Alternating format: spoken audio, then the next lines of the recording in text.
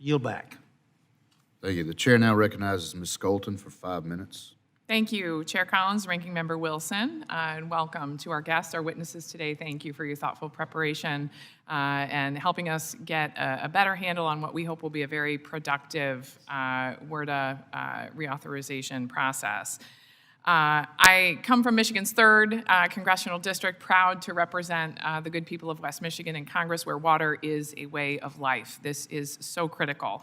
I'm eager for our committee's work on what will hopefully be a 7th consecutive bipartisan Water Resources Development Act to ensure Congress is helping communities navigate local water resource challenges, boost regional economies, create jobs, and protect our natural environment.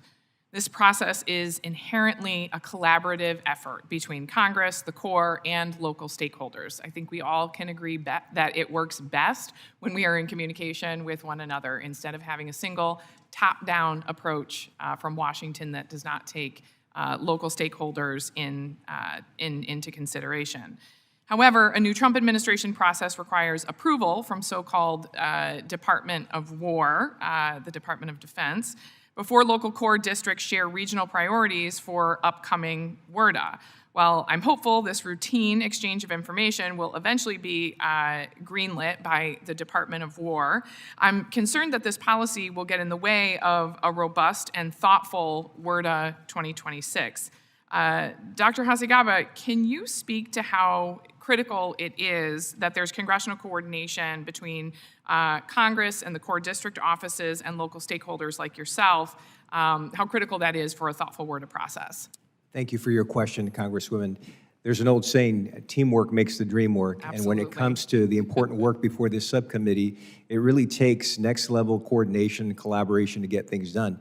Case in point, the project that we're advocating here for on behalf of the Port of Long Beach. This is something that we've been talking to the Army Corps for years now. Having their partnership, having their engagement and involvement throughout every phase of the project has brought this project to it is now. And what we're advocating for today is in WRDA 2026 to authorize the PACR, which will help us to deliver this as quickly as possible. Thank you. Thank you. Mr. Jones, it seems like you maybe wanted to say something. Invite your comment as well. Well, I was just going to piggyback off of what he said. Again, the old sayings, all politics is local. Yep. Right? As we all know in this room, local knowledge of projects, boots on the ground, as was talked about with levy authorities. I had the opportunity to grow up with individuals who were farmers and served on levee boards. They knew the levee systems and the flood control systems better than anyone. Absolutely. I would just encourage, again, as we've talked about this morning, increased communication that's driven from boots on the ground all the way up to state oversight as well as federal oversight. Absolutely. I know our office is going above and beyond, being proactive, doing a lot of outreach to our local stakeholders on this issue. We invite feedback throughout this process. We got to get this right. There's a lot at stake.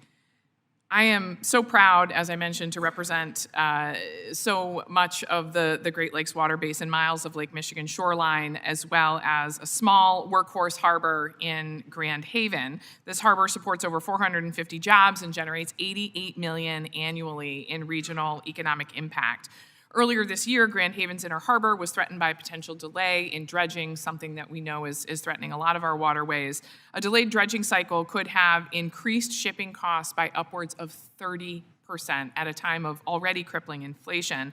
And disrupted supply chains could have resulted in an estimated $3 to $5 million in additional costs that would have been passed down to hardworking families in West Michigan and across the country. While I was able to work alongside the Corps as well as state and local leaders, again, those local politics, teamwork making the dream work, to ensure the project proceeded on schedule, this story emphasizes how critical the Corps' work truly is and the good deal of work that members of Congress have to do to ensure that these projects continue to move forward. That's why it's so concerning to me that the Trump administration has proposed over $2 billion in funding cuts to the Corps. The president's budget also requests a 15% reduction to Corps construction and a staggering 58% slash to operations and maintenance activities. we simply can't afford not to keep these dredging cycles on schedule. Ms. Unford, can you touch on the importance of reliable, robust funding to ensure that ports like mine back home in Grand Haven and those throughout the nation can remain operational and best support local economies to keep our supply chains moving?